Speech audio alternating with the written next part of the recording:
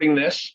I know there's been a lot of interest in this presentation, and but some people can't make it for some people are at work or other family things. So, but this will be recorded. So, so I'm going to just kind of introduce our topic and also our speaker, and how things are going to go tonight. I'm going to start with, actually I'm going to start with in the New Testament in Acts chapter 17. The Apostle Paul is visiting Greece, and he is on the Areopagus, which is Mars Hill, and he's preaching to the Athenians there, and he says to them, you know, I was looking at the things that you're worshiping, and he says, I perceive that in all things you're too superstitious, for as I passed by and beheld your devotions, I found an altar with this inscription written to the unknown God, whom therefore ye ignorantly worship, him I declare unto you. So tonight we're actually going to be treated to kind of the reverse of that, because there are many things and ways that we also ignorantly worship. And our speaker tonight is going to be Janeal Eads. She's my sister-in-law. She's a practicing pagan. We're very grateful for her to come and tell us about some of these things that we are ignorant about, although they are very pervasive in our culture. And so the way we're going to do comments tonight, comments or questions, please use the chat function, and be respectful as always. The questions in the chat are going to be moderated. Someone will be giving Janeal questions that they think are good. I think Janeal said she's willing to accept questions during the presentation, kind of in real time. So if you have them, put them up there, and she may address them. Janeal, just a reminder for those who are going to be watching this later, especially if you wouldn't mind reading the question out loud so that we can all know what you are addressing. So without any further ado, I'll turn the time over to Janeal Eads. Thank you. Thanks, Joshua. I liked that intro. Hello, everyone. Thank you for being here. Happy Hanukkah to those who are celebrating. Merry Christmas Eve to those who are celebrating that, and blessed solstice to the rest of us. That doesn't even begin to encompass the number of holidays that are celebrated this time of year, but I'm trying to cover all the bases that I know of in this meeting. Sorry if I didn't include you. As Joshua said, my name is Janeal Eads. I'm Charlotte's little sister. And thank you to the Zarahemla Foundation for inviting me to speak today. I'm really excited to talk about this. This is a subject that I'm really interested in, fascinated by, and I never shut up about it anyway. So I'm glad that someone decided to capitalize on that. A little bit about me. I was raised in the Mormon church, but I no longer practice any kind of organized religion. And as Joshua said, I'm a practicing pagan. He indicated that there might be some questions about what kind of pagan I am. Excuse me, I'm sorry. It's such a funny question to try to answer without going too far into the definition of what a pagan is, which I will get to later. So maybe this will make more sense then. But to answer that question, I am not polytheistic, which means believing in many gods, nor am I monotheistic, which means believing in one God. I would say I am pantheistic, which means that I see the divine in everything. I believe that there is divinity in me, there's divinity in my children, in animals, in plants, in the cycles of the moon and the cycles of the seasons. And it's so interesting to me to be speaking about this during a new moon fireside, because a new moon is a sacred time to a lot of pagans, including myself. A way of observing the new moon for me or other pagans might be to have a new moon ritual of setting intentions for the next month, meditating, just kind of reflecting on the ways you the ways your internal tides emotionally or physically may have come in and out of your life during the last moon cycle, and how you want those to flow in the next moon cycle. So I love that I'm talking about this on the new moon ceremony. And I'm going to start by telling a story, because traditionally winter is the time to tell stories. It's dark and it's cold outside. The harvest is long over and it's too early to sow your seeds. Electricity hasn't been invented yet, and there isn't much else to do besides sit by the fire and listen to the stories your grandmother's grandmother told her while you work your way through your mending basket. Stories are education and entertainment, and the same stories told over and over again send different messages each time, even to the same audience. This is a story from Greek mythology about unrequited love. There was once a young nymph who was friendly with the goddess Hera, who you might be familiar with. She was the infamously jealous wife of Zeus. Hera and this nymph friend of hers would talk for hours and hours at a time, until one day Hera discovered that the only reason this nymph was speaking to her was to distract her so that her husband Zeus could do whatever he pleased on the side. So Hera, being angry as she was and loving to curse people, cursed this nymph to lose all of her own words and only be able to repeat the words of others.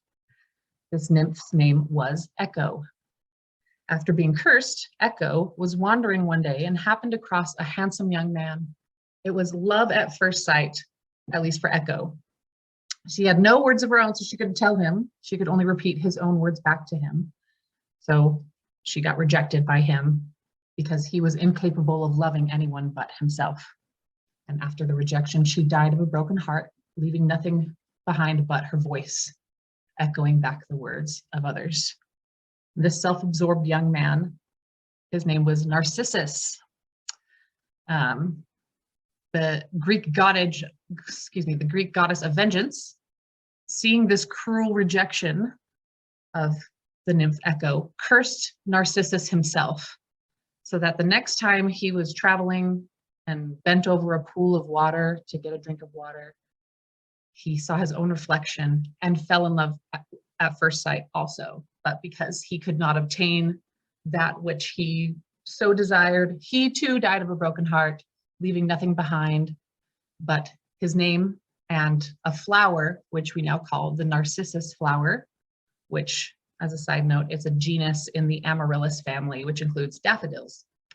And the Greek goddess of vengeance, her name is Nemesis.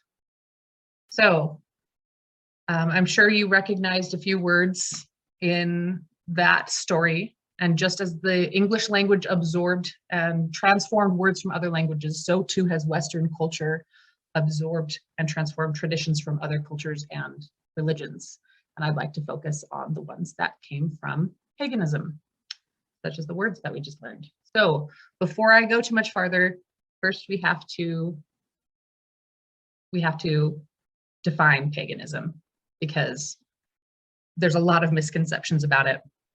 And the first thing I need to clear up is the difference between ancient paganism and modern paganism, because they're not the same thing. In ancient times, well, before I go on, I want to make sure there's not any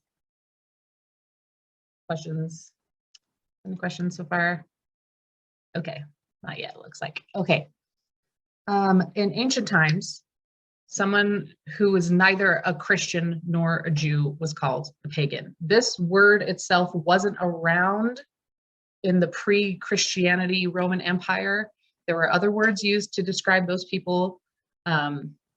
The word pagan itself didn't develop until a few years after Christianity swept the ancient Roman Empire. And it was kind of at first used as an insult. It comes from a Latin word that means like rustic or countryside or bumpkin. And so it was kind of just used to lump all these people as kind of like barbarians. They're not cultured because they're not Jewish or Christian. So it's a huge blanket term that encompasses a lot of different cultures. So that's why it's so important to define here. If if you were a pagan, you wouldn't identify as a pagan. You would say, I'm Roman, you know, in your own language. I'm Roman, I'm Greek, I'm Egyptian. And to you, that would explain sorry, I'm skipping a little ahead, but that would explain both where you came from and your belief system, because back in the day, those were one and the same. Religion wasn't a religion the way we know it now. There also wasn't any such thing as separation of church and state. You kind of worshiped community gods, and that's how you identified yourself. But the way you worshiped was fluid and undefined because it relied on oral tradition and not so much of like written doctrine. So your beliefs were more personal to you instead of an organization. And then also pagans back then were largely polytheistic, although not exclusively. And again, polytheistic means they worshiped many gods. On the other hand, modern paganism is less of a religion than a belief structure that draws on the beliefs of ancient pagan religions. These modern pagans will often gravitate towards belief systems from their ancestors or just ones that resonate with them. But there's no restrictions on who you can worship. I don't personally worship any gods or goddesses. Although I wear this pendant, this is Persephone. It's not that I believe in the goddess Persephone or that she was even real. It's just that her story resonates in my life, and I like to take her story and apply it where I see fit. It provides a lot of guidance for me personally. Modern paganism is also very much about fluid traditions, beliefs, and rituals. A core part of this belief system is to take what resonates for you and discard the rest. You can believe in one God or many or none or all, and this may change over time. And then pagans say also polytheistic or pantheistic. Okay, it's really interesting giving a speech like this without being able to hear anybody else. So I just keep checking in on the chat because it kind of feels like I'm talking to myself, which isn't bad because it means I don't have to try to imagine anybody in their underwear because I'm just talking to my computer. Okay, so common things. Thank you, Joshua. Common beliefs between ancient and modern paganism include a reverence for nature, deference for the goddess, which is just the divine feminism, takes many forms. You'll see it in a lot of different cultures: Pachamama, Mother Earth, Mother Nature, all forms of the divine feminine. A lot of pagans worship some kind of form of the divine feminine. And then most importantly, I've kind of already mentioned this, is individual visions of and relationships with the divine. And then also is the Wheel of the Year, which is right here. Okay, this is a big, sorry, I didn't write this part out because I was overwhelmed with how to explain this, because not every pagan culture celebrated the same holidays, but a lot of them fell on the same time, as you know from all the winter holidays. Here at the top, you see Yule. It's the winter solstice, and it gives dates December 20th to the 23rd about. So somewhere in that time is when the winter celebrations would be for pagan cultures, and there were a lot of them. And just like for Yule, having a lot of different pagan celebrations, other parts of the year might also have several different celebrations in that same time. So we have the summer solstice on the other side of the wheel. Litha, it is sometimes called, like in Celtic cultures. Before that is Beltane on the bottom right, also called May Day. That's like the beginning of the harvest. I'm not going to go through all of these, but this is just kind of to illustrate how pagans used this concept to live cyclically. They believed and believe in how all of nature and the earth and the moon, the seasons, cycles through dark and light. You can see here that coinciding with the winter solstice, if you look closer to the center of the circle, you can see that this is the new moon of the year, which is also fun to be talking about the winter solstice on this new moon fireside. This is the darkest part of the year. This is where we set intentions for the next year. We celebrate the light coming back. We celebrate the longest night. This is a time of introspection. This is a time of focusing on rest, whereas the brighter side of the circle is more about harvest and productivity and love. Beltane, for instance, the beginning of the harvest was a big time for people to get married or engaged because it was a huge symbol of fertility and love. And if you could get married or engaged during that time, it would generally mean good luck for your relationship. But each of these pagan sabbats, which we have the solstices and the equinoxes, and then the cross quarters,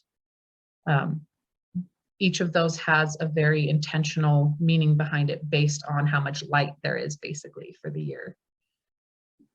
Okay, that was a lot to get through. Oh, and also like this is for the Northern Hemisphere. Southern Hemisphere just celebrated their summer solstice, so they're not celebrating Yule.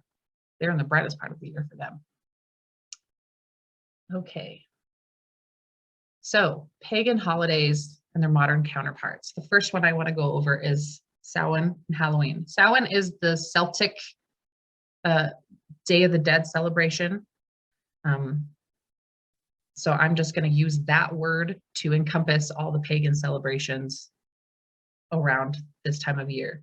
This cross quarter between the fall equinox and the winter solstice. It's considered the end and beginning of the year for Wiccans. Wicca is kind of a subsect of paganism. I don't really know a whole lot about Wicca, so I'm not going to speak on that, but I know that they consider Samhain to be the witch's new year. But this is the time that a lot of cultures consider this to the veil between worlds to be the thinnest. And so a pagan may celebrate Samhain by having a feast to observe the end of the harvest and setting out an extra plate of food to honor their ancestors.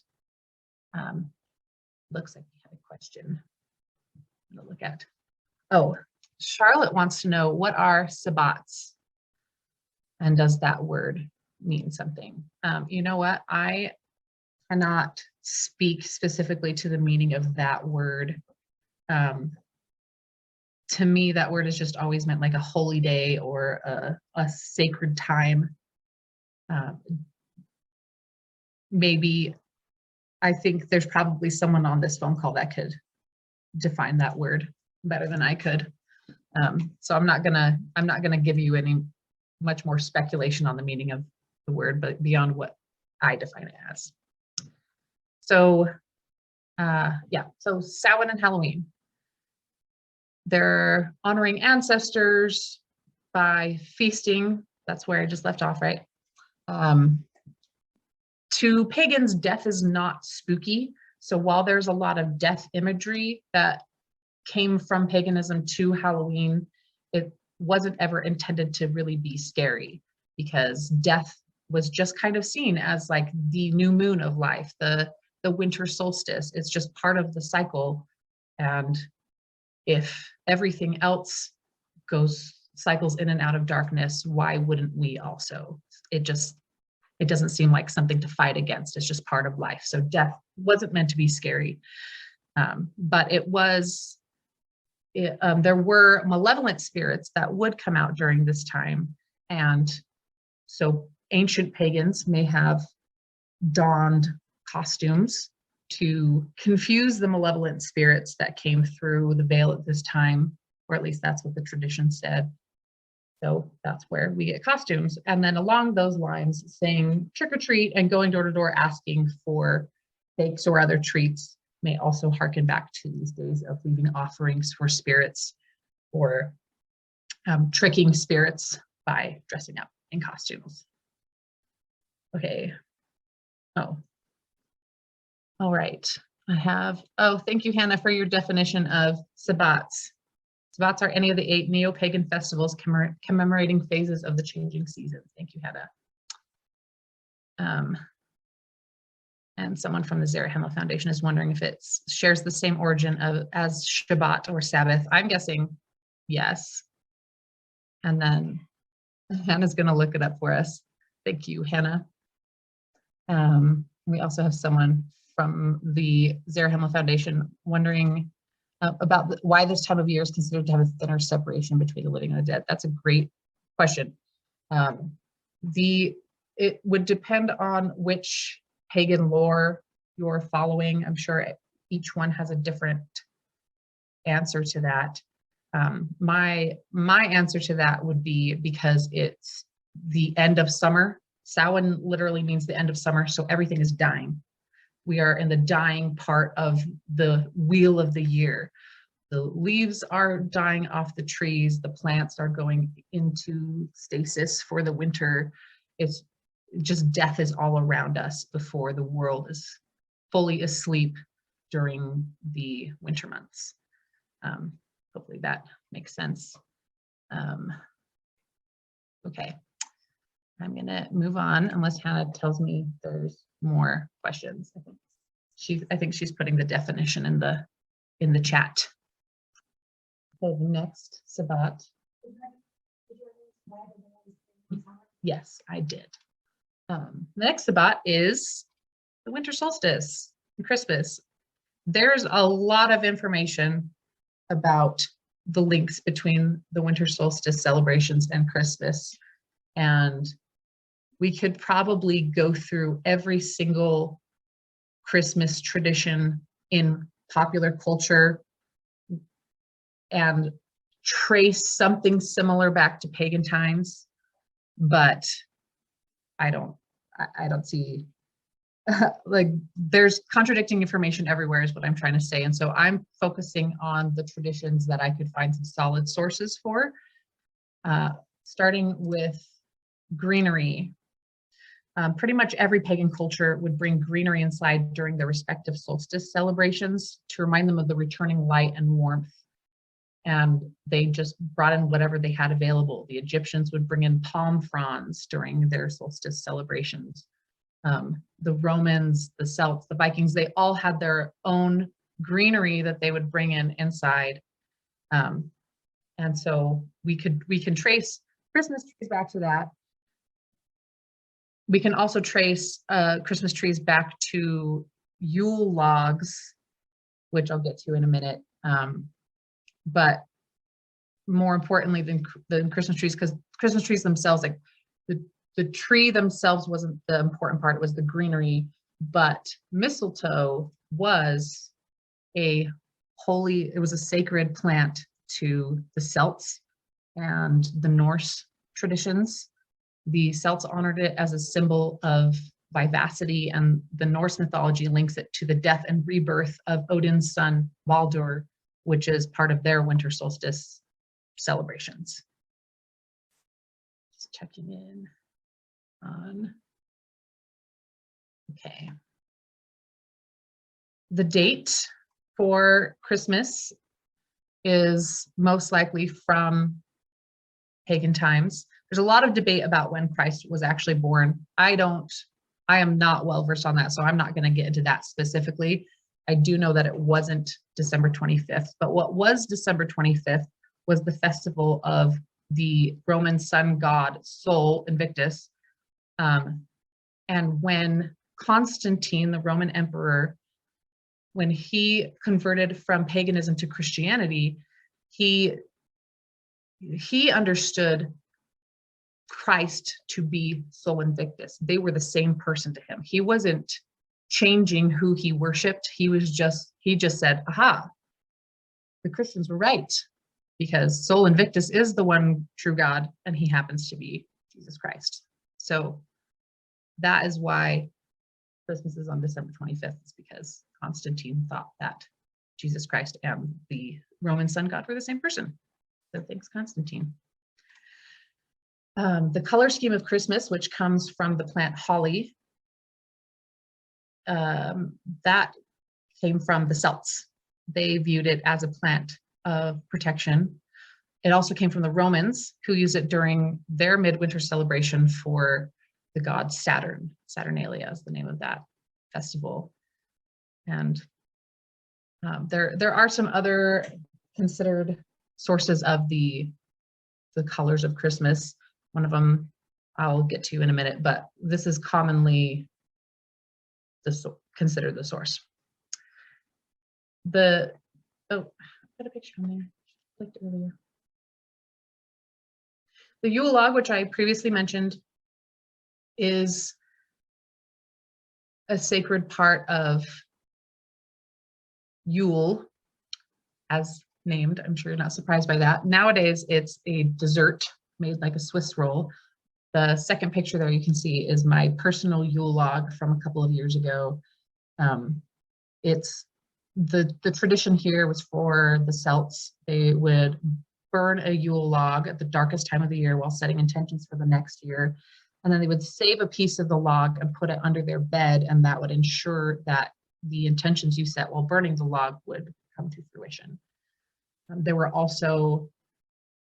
are some sources that say that the Yule log was originally a whole tree, that you would find the biggest tree you could and you would bring it inside and you would just stick it stump end first and just burn the whole thing through the darkest night of the year. So that could also be where Christmas trees came from. Okay, and this last one is my favorite one. I'm presenting it with an asterisk because this one has a lot of conflicting information. There was a book published about it in the 70s. The facts of it are true, but whether or not they actually have anything to do with Christmas, I couldn't find anything solid on that, but I'm sharing this information because I think it's so fascinating. This is an Amanita muscaria mushroom, which if you've ever played the video game Mario, this is the mushroom that you eat to grow tall and strong. Well, this is actually a toxic mushroom and it has psychedelic properties.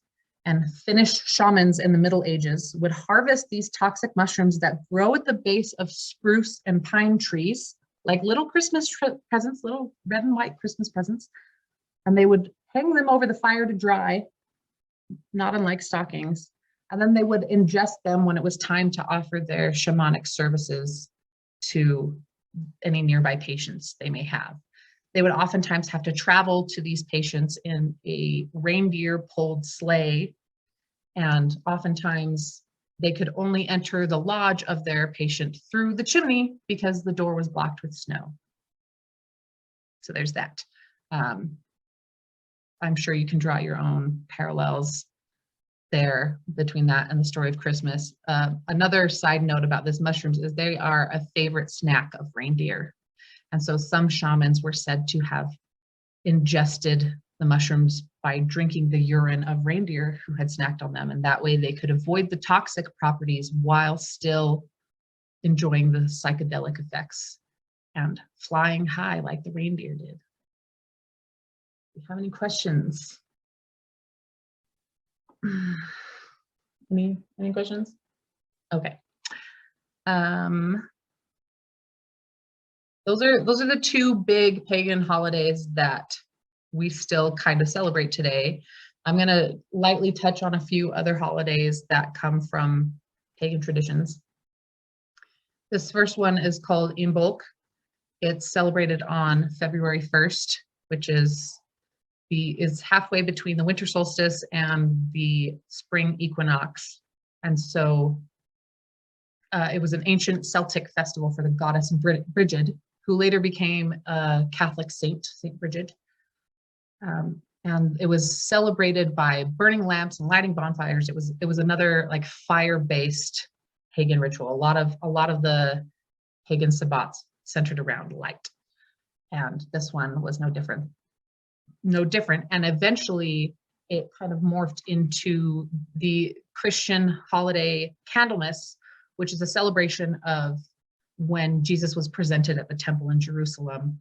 And Christians, not the kind of Christian I grew up as, so I don't have personal experience in celebrating Candlemas, but from what I understand, it's also a light-based holiday of lighting candles, and it's celebrating the return of the light after darkness.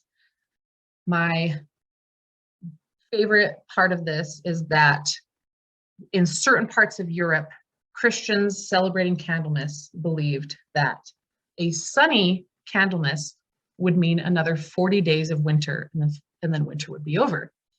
German Christians specifically would define a sunny day on Candlemas as one where small animals, specifically badgers, could see their own shadows. And if this sounds familiar to you, it's probably because German immigrants who settled Pennsylvania, specifically the town of Punxsutawney, brought that tradition with them.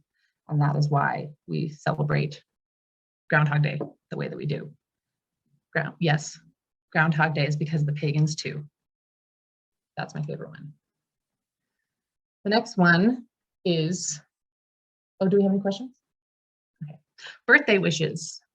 So birthday cakes themselves come from many different cultures. Cakes and breads, which were kind of the same thing back in the day, using those for celebrations, that's nothing new. That's not anything that pagans had a monopoly on.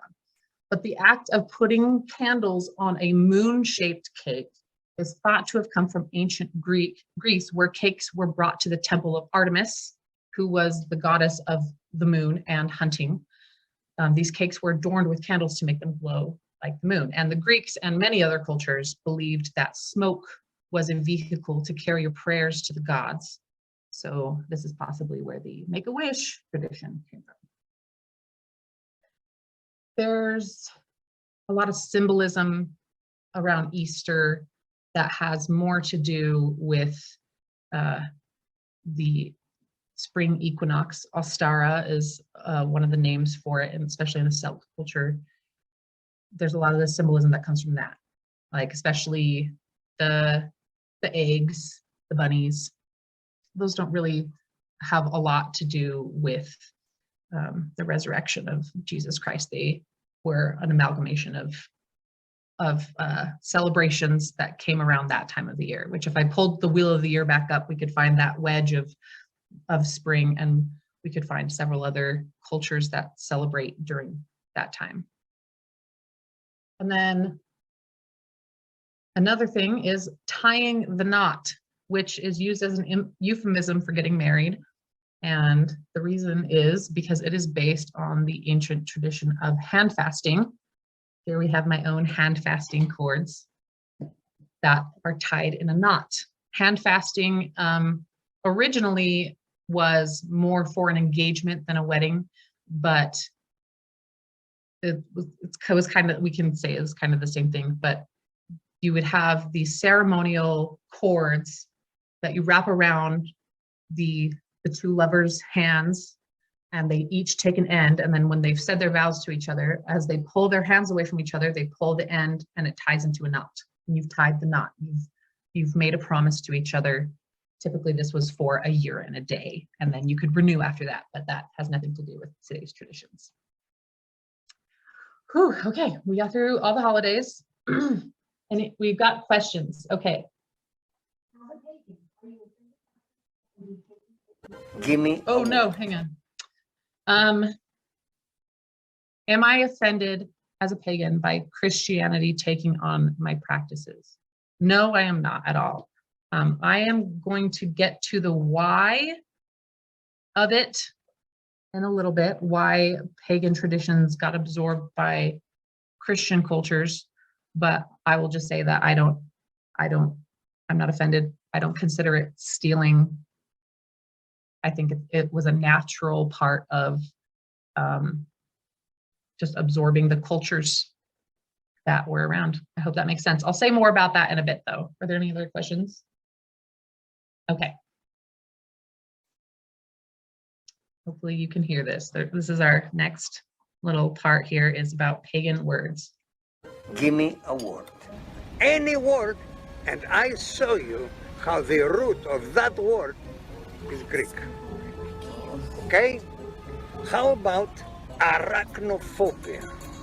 Arachna, that comes from the Greek word for spider, And phobia is mean fear. So fear of spider, there you go.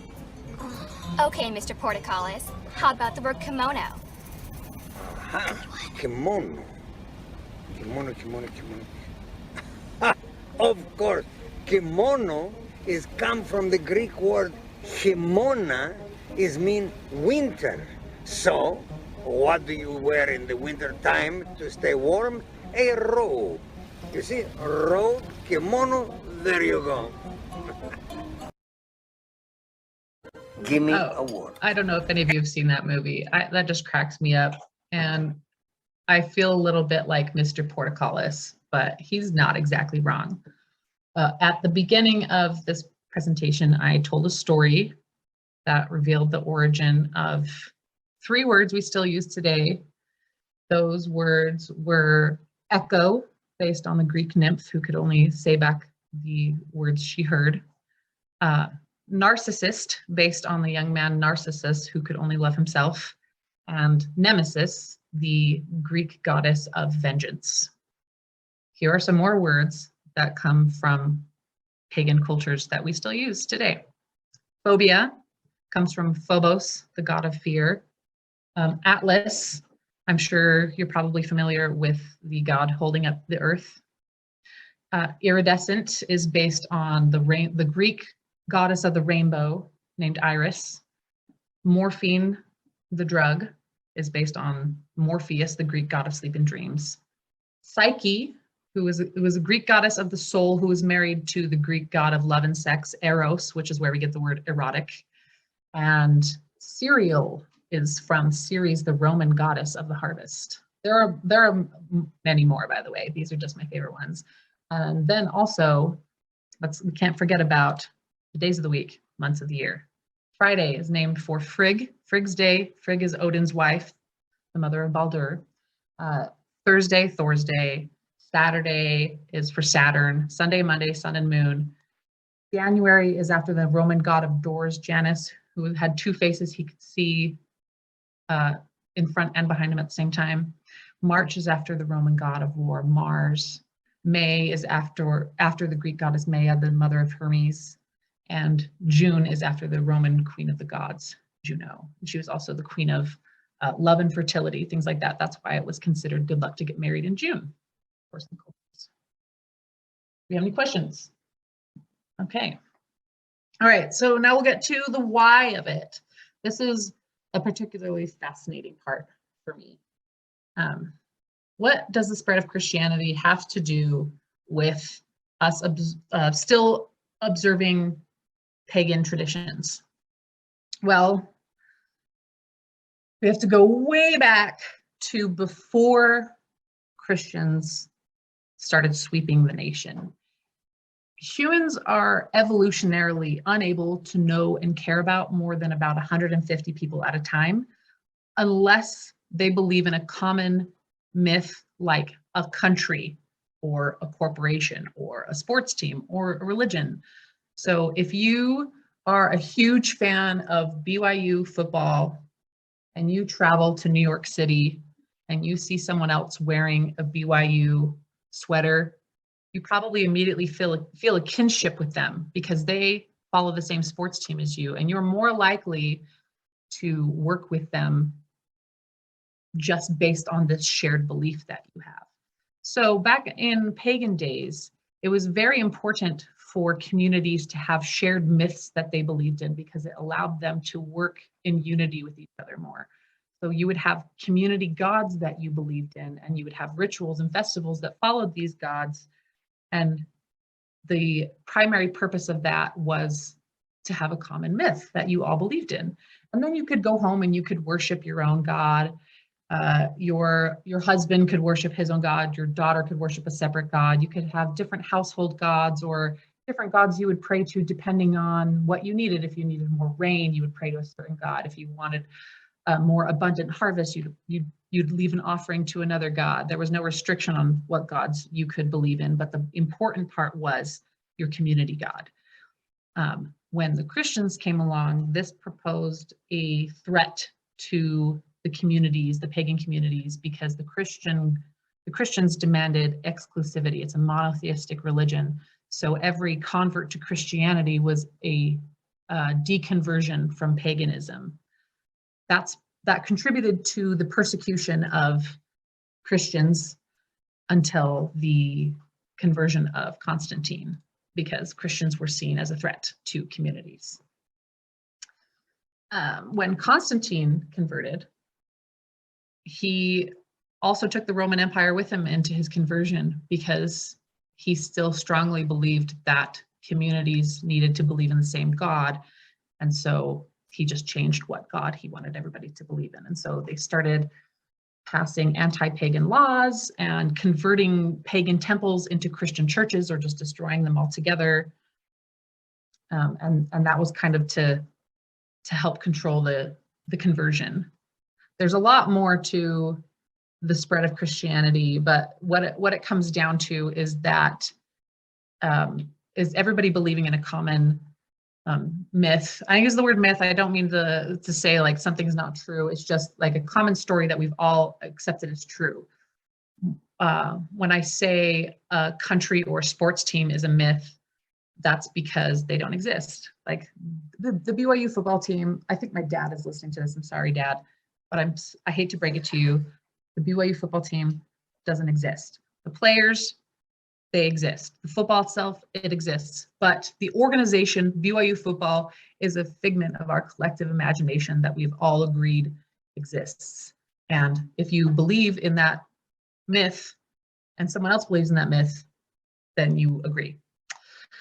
I just backtracked a little, but the point is absorbing community traditions in order to ease the transition from paganism to Christianity just kind of made sense. It was a natural step in the conversion of the empire. It was a way to lawfully preserve cultural tradition, because there were laws passing, like saying you can't sacrifice animals, things like that, trying to get control of the pagans and encourage everyone to convert to Christianity. And so still having some of those traditions that the pagans celebrated previously helped those who still wanted to worship the old ways. They still could, in a way, and it also just like eased the transition for everyone. So back to that person that asked if I am offended by Christians using pagan traditions, not at all. This was 2,000 years ago, so there's a statute of limitations on borrowing traditions, and I think we've definitely passed it, and also things have evolved over time. So no, I'm not offended. Okay, that is a very Reader's Digest version of the why. And now, are there any questions? Oh yeah, I can open it back. They can't unmute themselves.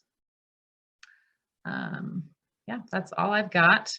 If there aren't any other questions, I'll wrap it up. I wanted to provide my sources for anyone who might be interested in further reading. Well, there is a question. How does all of this affect my politics, is the question. That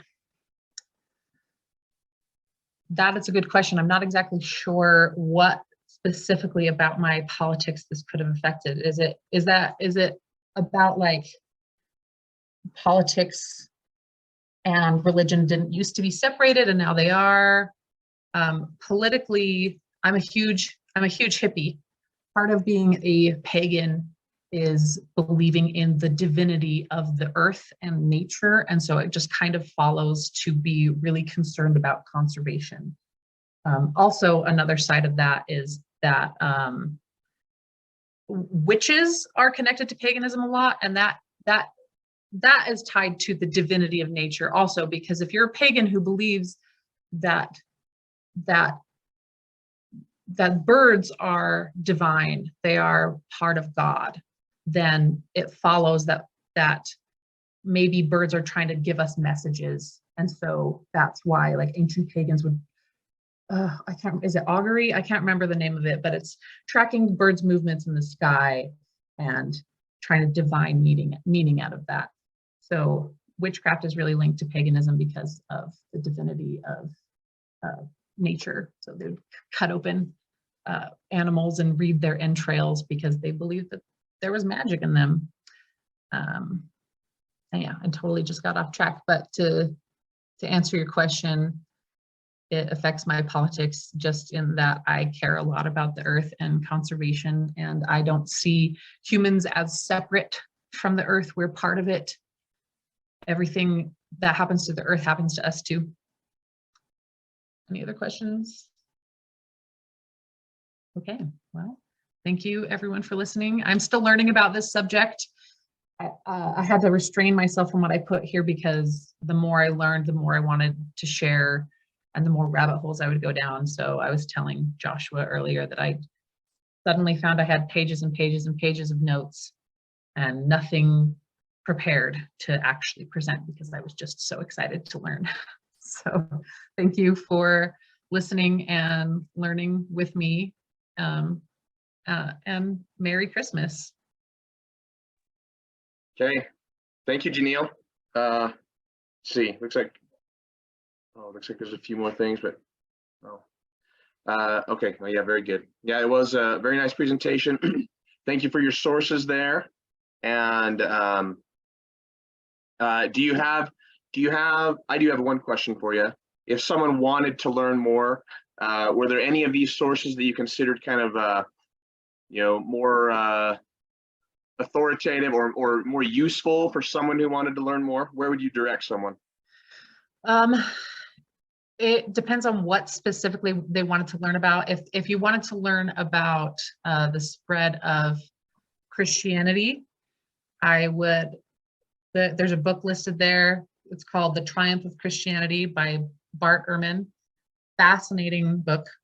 I would recommend that for learning about that. His thesis is that Christianity would have spread to take over the Roman Empire, even if Constantine hadn't converted, which I think is a very interesting theory. So if anybody wanted to learn about the spread of Christianity, I'd go there. If you want to learn about paganism, oh boy, there's so many sources for that. I don't even know where to point you. It depends on what about paganism interests you. Oh, paste the links into the chat. I will see if there's someone. Oh, what was the book in the 70s? Was what? Lawrence Millman was the name of the mycologist that wrote this book, and let me see if I can get. It's called Giant Polyphores and Stoned Reindeer, and you can read more about it here.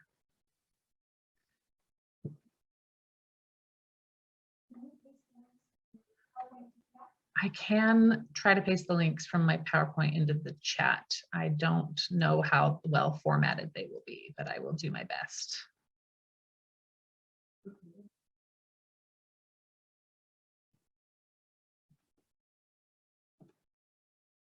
There's a lot of links. Just straight copied and pasted.